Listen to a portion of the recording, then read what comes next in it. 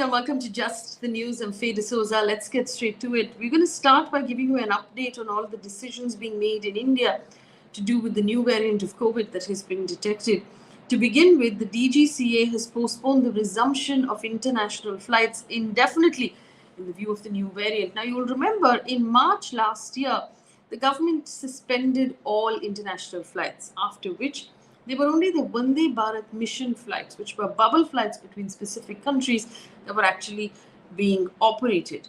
The plan as it stood was to reopen all international flights starting the 15th of December. Now, given the new COVID variant, the government has decided to push that plan indefinitely. The DGCA has said in its statement, and I quote, "In view of the evolving global scenario, with the emergence of a new variant of COVID, the situation is being watched closely in consultation with all stakeholders, and an appropriate decision indicating the effective date of resumption of scheduled commercial international passenger flights shall be notified in due course."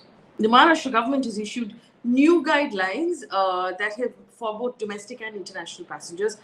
Let me take you through the domestic guidelines first. A negative RT-PCR test will be required within 72 hours of departure, compulsorily for all domestic passengers landing in the state of Maharashtra.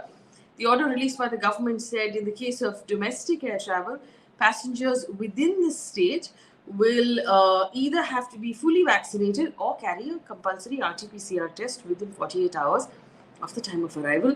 In case of passengers from other states, negative RT-PCR test will be compulsory without exception. Guidelines for foreign travelers. A mandatory RT-PCR test for all international travelers arriving at Mumbai airport, irrespective of the country of origin. Mandatory 14-day home quarantine for international air passengers, despite having a negative RT-PCR test on arrival. And a mandatory RT-PCR test for passengers planning to undertake connecting flights after disembarking in Mumbai. Now, this is what has happened. The central government has asked the Maharashtra government to revise these guidelines and fall in line with what the centre has announced for all states and union territories. As basically, the centre has announced restrictions, remember, only for at-risk countries, not for all countries. Maharashtra has announced restrictions and home quarantine for all countries. So Maharashtra has been instructed by the central government to pull back and fall in line with the same restrictions as the centre has announced. In other news, a BioNTech CEO, Ugur Sahin, has said in an interview to Wall Street Journal that while Omicron variant could lead to more vaccinated people becoming infected, they are likely to remain protected against severe illness, which means that you may test positive with the virus, but the odds of it putting you in hospital and making you very sick are very low. He told the Wall Street Journal, and I quote, "Our message is don't freak out. The plan remains the same. Speed up the administration of the third booster shot." Now, remember, he's not referring to India as of now.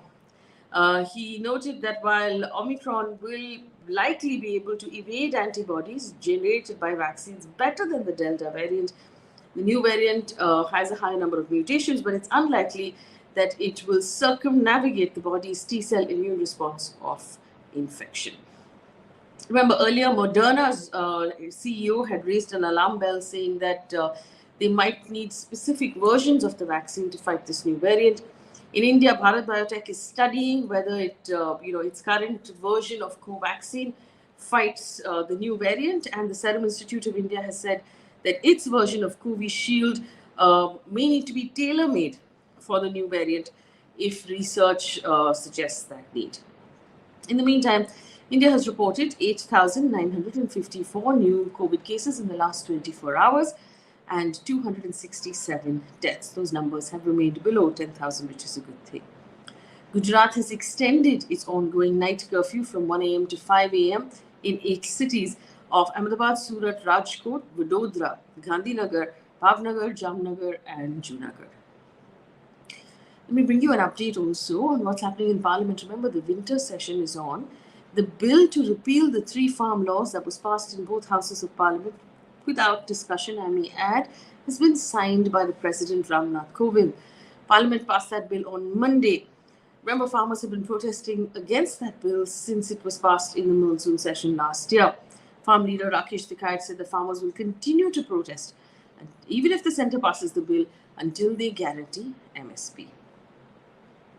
Agriculture Minister Narendra Tomar of the central government told Parliament today in a written reply that the government had no record of any deaths of farmers who are protesting these three contentious laws.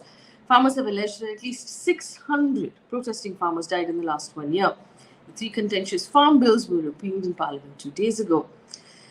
When questioned about the deaths of farmers at the protest site at Delhi border and if the government was planning to give financial relief to their families, Mr. Tomar told Lok Sabha today, and I quote, "The Ministry of Agriculture has no record in the matter and hence the question of aid does not arise," end quote. We must remind you, of course, that this is not the first time the government of India has stood up in Parliament and said it has no data on any specific thing that it was asked. Let me give you a recap of all the instances in which the government said it had no data.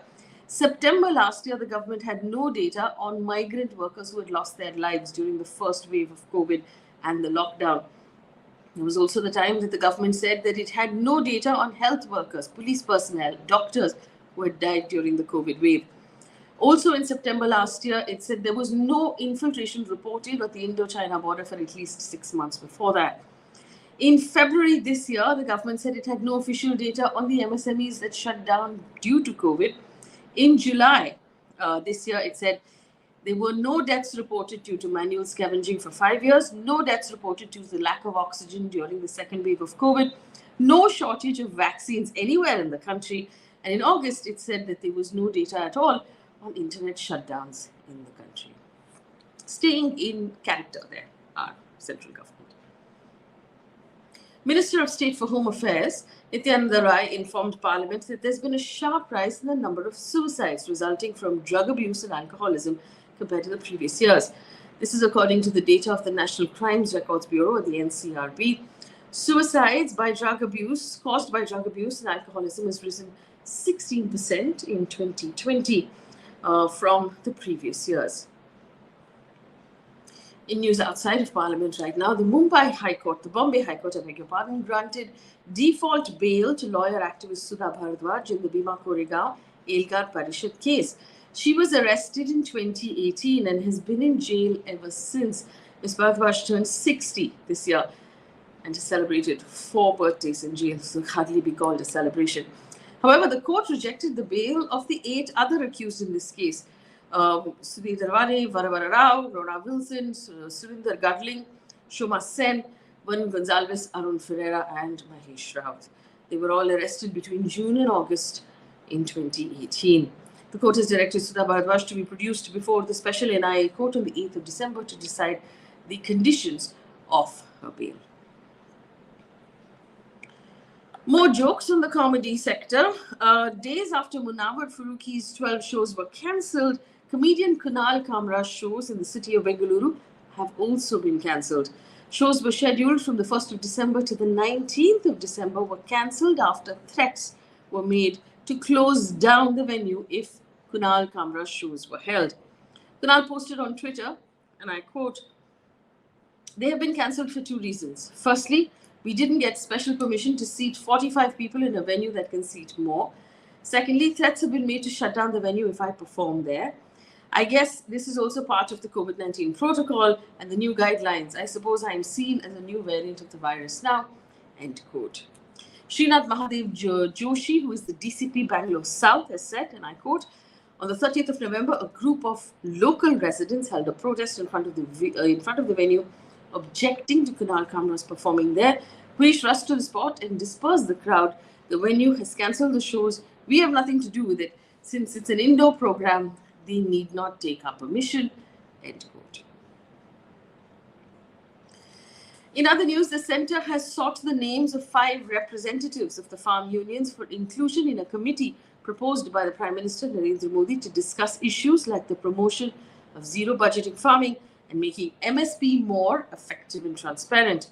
According to the Indian Express, General Secretary of the Jamhuri Kisan Sabha has said, and I quote, "We've received a message from the government regarding nomination of 5 people to include in the committee. The Samyukta Kisan Morcha will meet on Wednesday and decide." And in some political news for you as well, Mamata Banerjee was in the city of Mumbai today. She met with NCP chief Sharad Pawar and several other leaders of the Shiv Sena, including Aditya Thackeray of the Maharashtra government. She made a statement undermining the presence of the Congress, effectively saying there is no UPA now. She has been meeting with several opposition leaders recently, and she's emphasized the need to set up a collective leadership against the BJP. Mr. Sharad Pawar, after that meeting, said, and I quote, "We have to provide a strong alternative. Our thinking is not for today, but for the election. This has to be established. With that intention, she has visited us. We had a very positive discussion," end quote. Looking now at news coming in from the world of business and economics. Cooking gas still soaring there, but the change in prices have come in the commercial cooking gas. So these are larger cylinders used mostly in restaurants and for catering and for weddings. The price has gone up by 100 rupees per cylinder. It normally also basically cites the fact that the regular domestic cylinder might also become more expensive. So the prices of the commercial cooking gas was increased by 100 rupees from the 1st of December. This is the 19 kg cylinder in Delhi, now costs 2,101 rupees. In Mumbai, Kolkata, Chennai, all of it past 2,000 now safely. Chennai is among the highest with 2,234. Domestic cylinder prices were hiked by 15 rupees in October this year. LPG prices are revised every month. In November, the hike was 266. In October, the hike was about a little over 43 rupees. In September, so a hike of 75 rupees. In the meantime, according to data released by the Finance Ministry, GST collection has crossed 1.3 lakh crore rupees for the second straight month. This is a good sign because it is an internal target for the Finance Ministry to collect more than 1 lakh crore rupees per month from GST. So 1.3 for 2 straight months is a good number. In a statement, the Finance Ministry said, and I quote, "GST revenues for November have been the second highest since the introduction of GST, second only to that in April 2021, which related to year-end activities, higher than last month's collection, which also included the impact of returns filed quarterly." This is very much in line with the trend of economic recovery. So the central government and the Finance Ministry suggesting that this uptick of GST basically signs the fact that our economy is recovering as well. News coming in right now from across the world. NATO's Secretary General has warned Russia that another Russian invasion of Ukraine would carry what they called a high price. NATO is an international alliance that consists of 30 member states from North America and Europe. The NATO Secretary General has said, and I quote, "Any future Russian aggression against Ukraine would come at a high price and have serious political and economic consequences for Russia."